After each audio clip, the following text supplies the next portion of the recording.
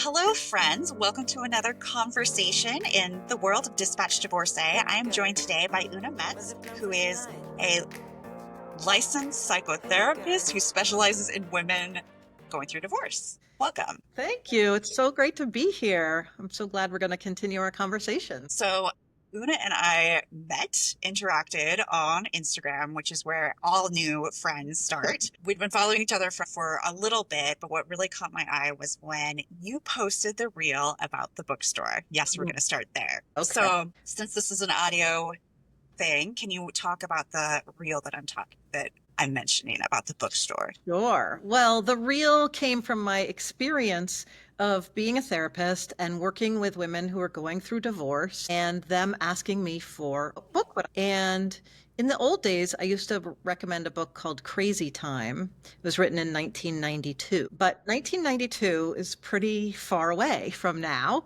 And so I kept looking for an updated book and I couldn't find one. There's a lot of great divorce memoirs out there right now, and there's some financial how-tos and legal how-tos. But in terms of like really diving deep into the emotional journey of divorce, there's not a current book written by a therapist. And so everywhere I went, I'd go to these bookstores and I'd scan the aisles, looking, and couldn't find one. And so I finally decided I got to write one myself. So I think that's the reel that you're talking about, where I'm going in a bookstore and I'm looking and I'm seeing, oh my God, there's so many books about sex. There's so many books about relationships. There's so many books about marriage. But how come there are no books about divorce? And we still have nearly half of marriages end in divorce. Like, this is a book people need. And the end of the reel was the announcement that you are writing the book that will come out a year from now. This is being recorded in February of 2025. I am so excited that it is existing. This is, my fondest memory of my divorce. I don't know if that's the thing, but like my like oh shit moment, I guess, of many was, I was like similar to one of your clients when I was going this summer of my divorce. I was going to my local bookstore trying to find anything, in between the aisles of like women's studies and feminism and relationships. Yep. And there was nothing that I think there were maybe like a couple of books. There was like a divorce coloring book Right. That's right. Right. Divorce and coloring book. one that was very like religious bent and more about keeping the family together. One book that I found is The Anatomy of Love. So it was like a very different approach. And I was like skimming through the index to find stuff on divorce, but it was nothing that really helped me experience or like help answer what I was going through. So what I love about the promise of your book is the emotional side of things. So like what are some things that you see women struggle with, or like that they're asking for like help me with this Yes. that's been a gap? Yeah, I mean, I think from the very beginning to the very end, right? And one of the things that we know about divorce is that divorce is not a very specific kind of moment in time. My experience working with women who are going through divorce is that oftentimes they're thinking about it for years. And sometimes I'll get a call from somebody who says, like, I'm really thinking about divorce. I'm not ready yet, but I'm thinking about it. And I'll say, call me back when when you're ready. Because the groups that I run are for people who are actually going through the process. So I'll say, call me back when and so a lot of times I hear from them a year later, 2 years later. So I think women think about it for a really long time. I think women are so socialized to keep the family together, to think about everybody else's needs, right? Think about your spouse's needs, think about your kids' needs, think about your boss's needs, and really not encouraged to think about our own needs. And so I think there's a lot of feeling of guilt and still some feeling of shame too, unfortunately, that comes when women are making the decision to get divorced. So that's kind of the beginning piece, and then the book really goes through kind of either how to make the decision or how to cope if the decision is made for you. And then how do you set up a self-care system for yourself? Like, how do you really prepare to sprint through a marathon? Right? Because divorce is a sprint, but unfortunately the sprint is not short. It takes a long time. And so how do you prepare yourself? How do you set up a system for yourself and gather your people around who are going to support you through it, right? And then how do you tell people? And what do you tell people? And do you tell your best friend the same thing that you tell your, no, right? I mean, depends. There are some Right, people that I depends. gave Okay, way I too don't want much to make detail any to. assumptions. Not my mailman, but yeah, like, Maybe your there are host, some yeah. people, Yeah, that stranger at the airport bar who you're like, I'm doing this. yeah. Exactly, exactly. Oh, Yeah. yeah. So So how you how do tell you people? tell people? How do you tell your kids? That's a big, huge one for a lot of people. They get very nervous about and very thoughtful about, thank goodness. And then how do you kind of ride the roller coaster? There's so many feelings in a divorce. And how do you kind of cope with all of those feelings and understand that your feelings are really normal and appropriate and temporary? I think so many women going through a divorce think like, oh my God, I'm going to feel this way forever. And just giving them a reminder that, like, no, of course you're feeling this way, but it's not going to last forever. So Yeah. getting them through kind of that emotional piece. And then another thing the book talks about is really about how you renegotiate boundaries. Because I think people who haven't gone through a divorce assume that when you go through a divorce, your relationship with your spouse changes. And that's true, but also your relationships with so many other people change too, right?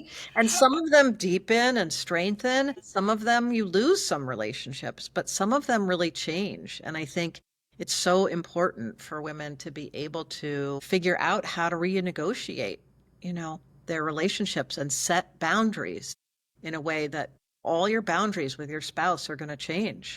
And so, how do you manage that? Especially if you're somebody who's more tending towards being a people pleaser, right? It's interesting because it's like I'm remembering all of the steps I went through with my divorce and like all the different negotiations and like seeing and feeling. So I was the one who instigated my divorce. And I think I like subconsciously was thinking about it for a while, but not under that word, Yep. not with the word divorce or split. But like, seeing him go through the phases of, I thought that he was with me when it was time to call it by name, and I remember feeling super overwhelmed. I texted my one friend who was going through divorce. I could not make any decisions. She was one who was like, you got to tell it to him with using the word. Yep. And so I did. And what she left out, or maybe I didn't read, was do not do this while you're at work. Because the following text was like, I'm in the bathroom crying, as he's like responding to the text and be like, what? Because he didn't know that us being separated was Right. a road. So, Yeah. but it was interesting to watch his eyes shift and kind of like him hearing of like, the change of our relationship, Yeah. and go through different like versions of shock and stuff. And I was like, how did he not see this? But I didn't know that the boundary renegotiations, how like the person who calls it's usually farther along, That's right. That's stuff right. like that. Yep. Yep. And I think, one of the things I've really discovered also, you probably know this, but 69% of divorces in straight marriages are initiated by women. And 60, how much, what was that? 69%. So women initiate divorce more often than men. And I think part of the reason for that is I think marriage works really well for men. So when you're saying, your husband was shocked, Oh, yeah. was he happy? Maybe. I think men have less, they have fewer emotional needs to be met than women do.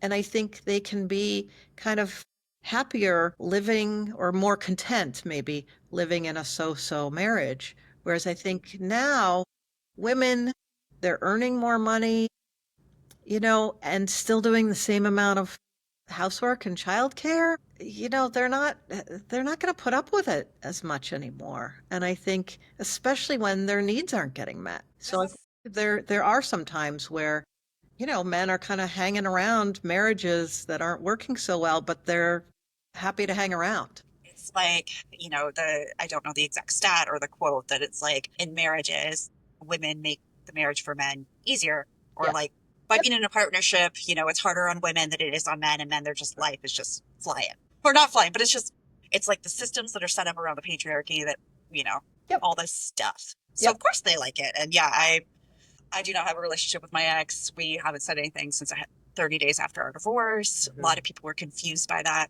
We don't have kids. I'm okay with that. I'm sure it'll come out of the woodworks later as Dispatch Divorcee keeps going. And I get my narrative memoir out about my divorce. But yeah, so I don't know how he felt, and I never will. Yeah. Because that's just not, Yeah. I don't know. I spent a lot of time focused on him. It was time for me. Yeah. Yeah. Yeah. One of the things I wanted to ask you about was the stages of grief or mourning Mm? around divorce. Yes.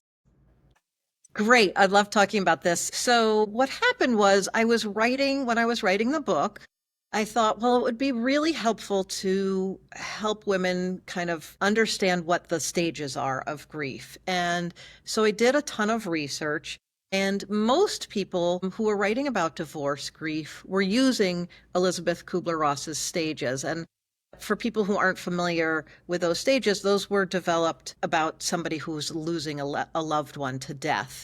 And their denial, anger, bargaining, sadness, and acceptance are the 5 stages. So I was writing about it and I was like, I just don't feel like this really fits. It's a very useful model, I think, for grieving a loved one who's died, but it's not as useful a model for the stages of divorce grief. And so I really started to think about, well, what have I seen? I've worked with hundreds of women going through divorce. So what have I seen in my practice, and how could I kind of think about a model that actually does work more? So that's why I developed this model. So the first stage is heartbreak.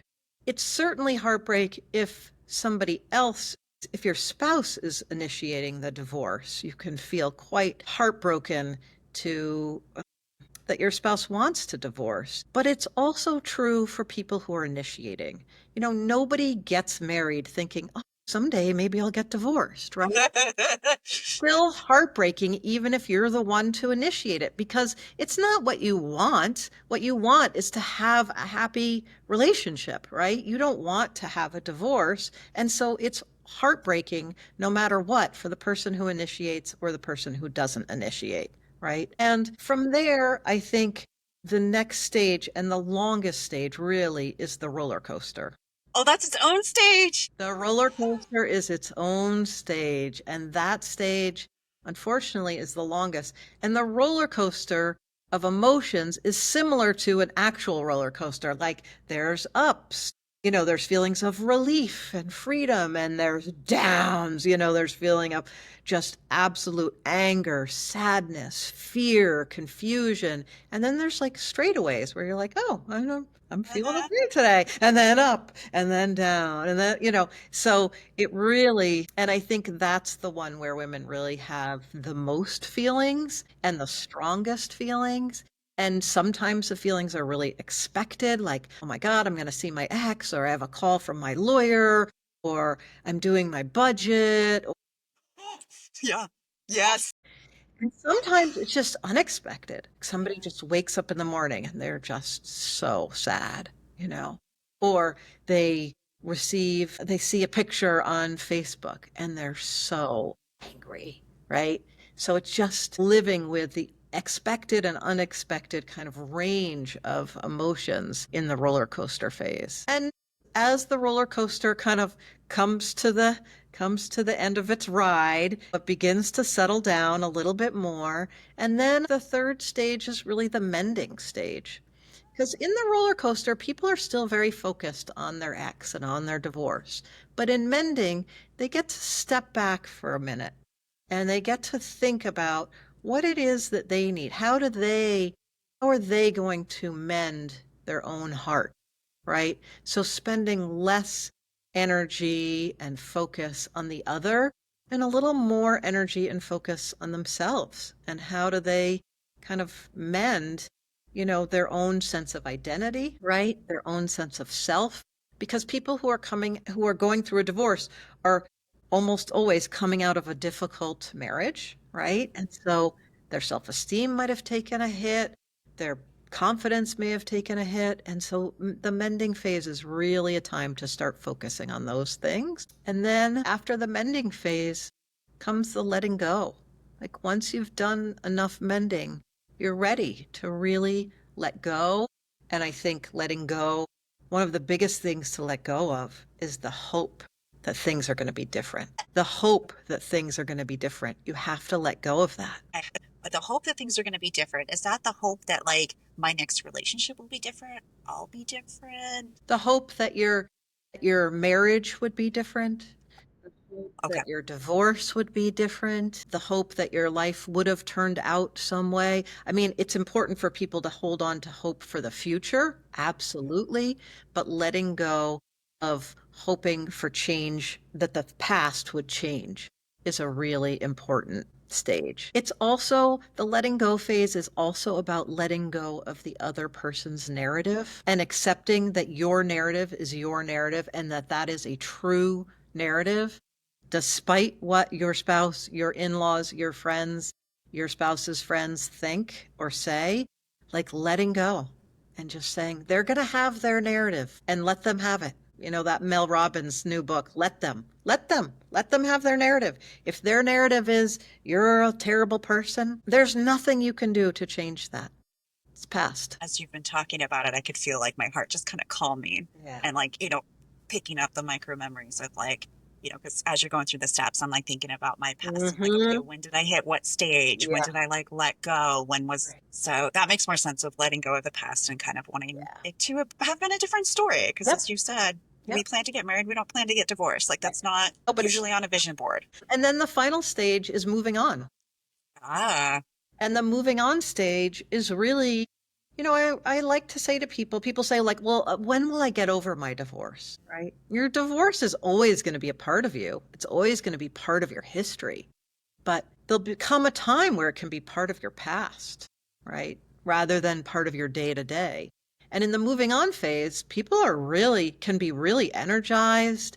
They've got new energy, they've got new confidence, they have new interests, and maybe a new relationship. And they're moving on. They're leaving the past behind. And the past will always be part of them. It's always part of your story, right? And hopefully something you learn from, you grow from, you heal from, you take with you, or you do something like you're doing right now, Laura, where you take your past and you decide, I'm going to use it to help other people, right? yeah, Really yeah. wonderful community of women out there who've been divorced and really want to help other women through the process, which is so lovely. I've met some really cool people who either the way that we got to know each other was, hi, you know, hi, I'm so and so. By the way, my ex-husband's over there, just moved to a new country, new job. And I'm like, what? Well, let's be friends. You know, Yep. I haven't met another divorcee. Like, let me have you. Mhm. Let's be friends, please. But there's just something, and like as I've been doing this work and building Dispatch Divorcee and talking to more people who are going through it, especially those who are like, in the beginning, like I can kind of start to see when like my girlfriends are starting to like Mhm. emerge as butterflies, like almost the pre-heartbreak thing. It's like, oh, I know what's coming. Yep. And then seeing them go through the process and kind of the stages that you were talking about, like the roller coaster of emotions and what comes up, and just definitely the hope of what's next. And I know you touched on this because my question when I was going through it, I know the question that anyone who I talk to is, when will I be through with this? Mhm. Mhm. Yeah. Which is kind of, when will the roller coaster be over? Right. Right. Yeah. Oh, wouldn't it be nice if we could if we could give people that answer? Well, let me see. Let me consult my book. In exactly 46 days, your divorce, your roller coaster will be over, right? And then on a Tuesday it will be over, and on Wednesday you'll start the next phase of, mending. It So doesn't work great. like Like, that. People go in and out of phases. They go through not everybody goes through all the phases. Some people go through phases and then they come back to an old phase at times. So, but that's the question on everybody's mind, is when will I be done? And part of that depends on how much support you have. Some of it depends on how much work you do. And by work, one of the things I mean is like how much you allow yourself to feel. mm, You have to go through it. Can't go around it. You can't avoid it forever. I mean, you can, but it's just going to take a lot longer, or it's going to come out in your body, right? Like so many women who are going through divorce are experiencing it in their body, right? mhm. Because their body says, if you're not going to feel this thing, I'm going to let you know through your shoulder, your Uh-huh. stomach, you know, your sprained ankle. I'm going to let you know that you need to pay attention to your feelings. You've touched on like support for a while. So what are some things that you, for like any women who are going through divorce, that you're like, okay, this is your kit of like your divorce support squad. Is there anyone who you recommend like definitely be in there? Yeah. Well, I mean, I'm a little bit biased because I run divorce support groups. Hmm. So, and I see on the first-hand basis, I've done it for 15 years. I see how incredibly, incredibly helpful they are because I think when you're going through divorce, it's so important to have people who are supporting you. And what I have found is that there are so many women who say to me, I've got this great sister, I've got a great friend, but they just don't get it. Like they don't understand what I'm going through because they're not going through divorce too. And so finding other people who are either going through divorce or have gone through divorce is really important. And I mean, I can't say enough about being in a support group and having a place every week to come where there's a therapist there, but there's also other women who are going through the process who really want to hear from you because sometimes people feel like they're kind of wearing their friends out by calling them every day or every week. But in a support group, people really want to hear from you every single week. That is beautiful. Yeah, yeah, yeah. So that's important. And I think, having therapeutic support if you need it is important. And really like taking care of your body too. I think people oftentimes think like, well, I'll take care of my body after I'm done with the divorce. But, it's so important for us to take care of our bodies during all stressful times. So sleeping enough, eating enough, moving enough, those are really important. Stuff that my therapist is like, anytime I'm in like a spiral, she's like, do you exercise? I'm like, I don't want to. Right. Right. And then my body will be like, you've been on the couch for 2 days, get up. We're gonna, yeah. Yeah. So I get that. And you know Oh what? man, Dancing in the kitchen counts. Like you don't have to that's join a it. gym. You don't have to get on a Peloton for an hour. Like moving is helpful. Any kind of movement you can possibly do, you know.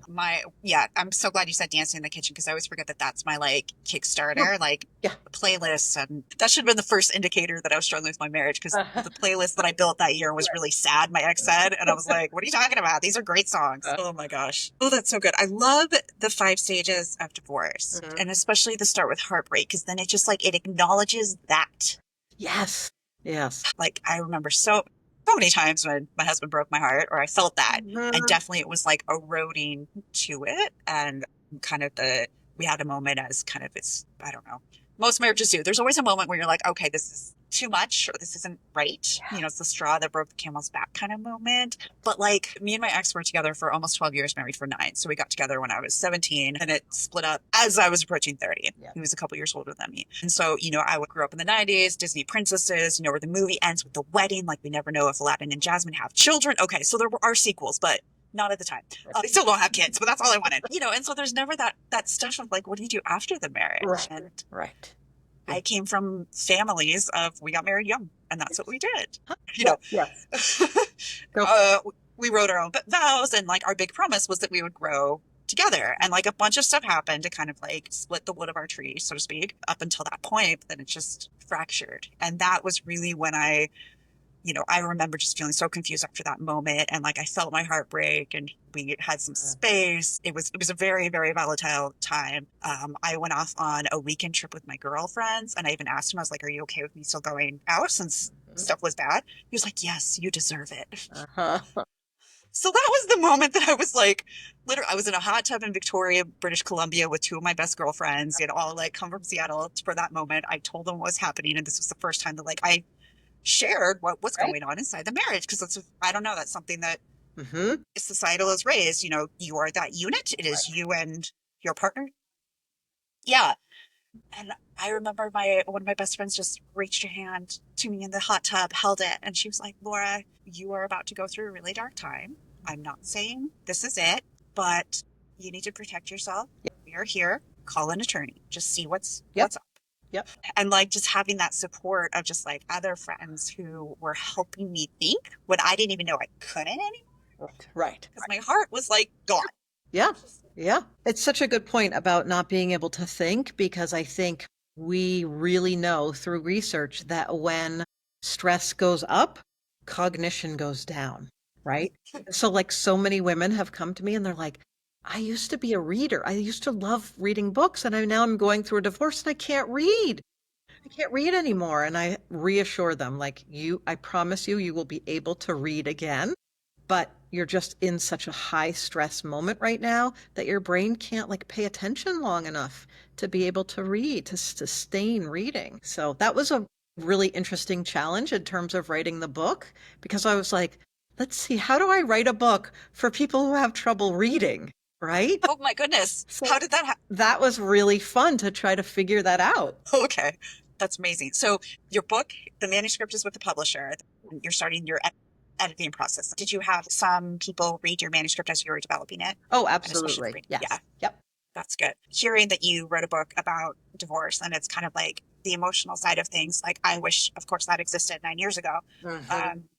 When I needed it. Yeah. But so I got divorced in 2016, which I can't believe the calendar date and what that means now. Uh-huh. But I'm like, definitely someone who I thought I was through it, in my first kind of like 9 months, 6 months, whatever, overachiever here, of course. But then as soon as I moved abroad, and started a new job, new life, I just erased it. I put it in a box, just hid it away, Mm. until it like a couple of years later, it came out slowly. And then eventually I was like, okay, I'm tired of feeling this way. Let me go to therapy and like address. And the cool part is now in the last handful of years, there's almost this like divorcee movement is kind of what I'm Yes. calling it, where like a Yes. number of women like, well, you can't see Maggie because my back's on it. Smith, Maggie Smith, Liz Liz Lenz. Lenz, right.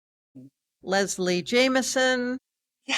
right. Yeah. So like Right. are coming out with this like Yes. narrative, which I love. I know. Do you have a favorite divorce memoir? Well, I feel like I loved Maggie Smith's book, and I feel like she just kind of busted the doors open in a way, and then allowed all of these other memoirs, or welcomed all of these other memoirs to follow. I also love Sarah Manguso's Liars, which is apparently not a memoir, but it certainly reads like one about I'm trying to divorce. reach to my books without Yeah. like getting my And books Liz out. Lenz's book, This American Ex-Wife, is excellent. I also loved Leslie Jameson's Splinters. I mean, so This Story Will Change by yes, I Elizabeth have that. Crane. Yep. So Awesome. that came out the year before Maggie Smith's. And like when I was reading it, I mean, both hers and Maggie Smith's, what I loved about it was the unweaving Yeah. part Yes. Yeah. of the divorce, the marriage, basically all the different steps. And it was just so beautiful. Well, okay. Elizabeth Crane's I had to put down a couple times because that was when I was going through my really processing and doing more work. So I was like, oh, this is triggering. Cool.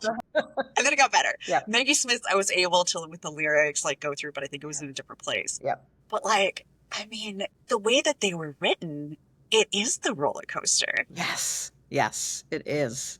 It really is. Now there's also a whole industry of divorce coaching that has emerged. So people are doing divorce coaching, and then people are connecting people to different divorce professionals. There's a divorce registry now, so you can Love that. register for gifts when you're getting divorced, the Fresh Starts Registry, which I love. I think it's more and more and more in the conversation, in the public conversation, which is a good thing, because the more we can have it in the public conversation, the less it becomes shameful and stigmatizing. I mean, one of my goals is to get rid of the idea that a marriage that doesn't last is somehow a failure, as if staying in a long-term marriage unhappily is a success. No, it's a restructuring. You're restructuring. You're not failing. You're restructuring. And I really believe that even though divorce is heartbreaking and stressful and sad, that it also offers these opportunities for incredible growth and healing. Journaling about that this morning, Mhm. actually. There's this beautiful thing that no one tells you about when you get into your first marriage, of course, that like there's kind of like that second life where it could be the second life identity or structure for yourself, or like usually it's in like your second life partner or something. And me and my boyfriend have talked many times that like if we had met each other when we were in our 20s, Uh-huh. totally different people. Uh-huh. Right, right. Well, you know what's so interesting, Laura? We still have this kind of crazy idea that marriages should last till death do you part, Mhm. right? And that is the goal rather than until the two of you have run out of happiness, right? And we don't do that with any other thing in our lives. We don't say, like, well, when you're 22, you should get a job and you should be in that job till death do you part. And if you leave that job, that's a failure. And that's something to be ashamed of. And you have to go to court to leave that job, right? Like, you would never do that. You don't say, like, oh, well, your first apartment that you have when you're 22, you better stay in that apartment till death do you part. And if you leave that apartment, that's a failure and you need to go to court to, I mean, that's crazy. So why? And it's not, I mean, we know that half of marriages end in divorce, but there's still this like fantasy, right? At the wedding that like till death do us, we're going to be the ones who make it. The I, If we don't, then that's bad. But it's I, just not realistic. I mean, and listen, I believe in marriage. I believe in relationships, but I also think that people change. And I also think that people deserve to be happy in their relationships. So it's not that I'm anti-marriage, but I am pro-divorce in the same way that I'm pro-choice. Like, I yeah. think people should have the choice and shouldn't be stigmatized. And that some people may not want to take that choice. That's okay for them. But like, don't tell other people what to do or what not to do, you know? That's the part I struggle with the most, even as a divorcee, someone who chose to get married and chose to get divorced, is like it still haunts me. Like what you said, it's something that's part, even if it's not like an active, I don't know, wound, but I still have the hope, of like not so much the together forever, but like hopes for how those like assumptions that I was growing up with of how I should be as a person, and also really I always feel the struggle about being in a relationship Mm-hmm. and even valuing romantic relationship Mm-hmm. and enjoying it. It took me a long time to get okay with being in a relationship with my boyfriend. Like, Yeah. and part of that was trauma. It's trauma, of course. Right. But then also being like this independent unit. Yeah. And I struggle with having those both together. Yeah. Yeah. Yeah. I don't know if that's a, divorcee wound or if that's just a Right. woman Right. growing up. Yeah. So you've been working with women in leading groups for 16 years? Been a therapist for 30 years and working with women for 30 years, but I really started on this journey of working with women going through divorce about 15 years ago. And I lead 3 weekly divorce support groups. I bring women together. They meet every single week and really talk about all the stages, the heartbreak, the roller coaster, the mending. It's beautiful. Have you noticed over the years, has like either what the women are looking for, or struggling with, has that changed, or is it kind of consistent based on where they're at? Yeah, that's a good question. It feels like there's little pockets of things that happen. Like I've had trends where like a lot of people were getting divorced who were married to doctors, for instance, or a lot of people were coming in because their partner had an affair, or there's like these little kind of mini trends that happen, or right now, I have a fair number of lesbians who are getting divorced. I also have a handful of younger people who are getting divorced because my usual age is like late 40s, early 50s. But right now, I have a handful of people in their 30s who are getting divorced. So there's kind of these mini trends that I see along the way, but a little bit hard to say. I mean, divorce, I think, has gotten a lot more expensive, and the court system has not improved, that's for sure. So people really struggle with the courts and having timely appointments and things like that. Divorce is never, again, like in your vision board, in the bingo card of the year. So it's really hard to plan to be like, okay, I'm going to be waiting for those dates to roll All in. right. Yeah. Yeah. Actually, that brings up a good point. So one of the things in divorce going through this is that lack of control and just Yes. feeling like, Yes. And the uncertainty, living with so much uncertainty. There's so many things you can't control in a divorce, right? You can't control your spouse. You can't control the court system. There's so many things. So that's another thing that I always advise women to do is like, there's going to be so many things you're uncertain about and so many things you can't control. So figure out what are the things you can control, and whether that's like, rearranging your bookshelf so that your books, all your yellow books are together and all your red books are together, making sure that you move every single day. Like there are things we can control in our own lives. And so making sure that you have plenty of those in a time of uncertainty and things where things feel out of your control. So important.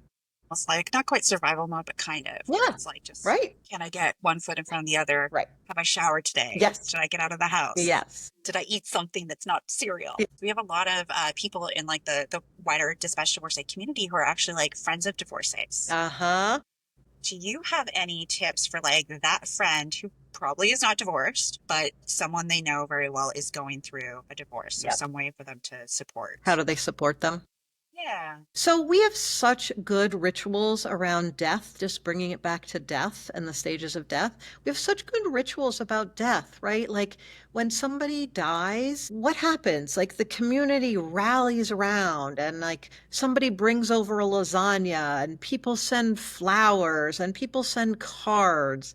And when somebody gets a divorce, like no one brings a lasagna. So like bring a lasagna to your friend. Send your friend flowers. You would do it if their spouse died, right? So treat them with the same kind of care and respect because they're going through something that's hard. So that's one thing.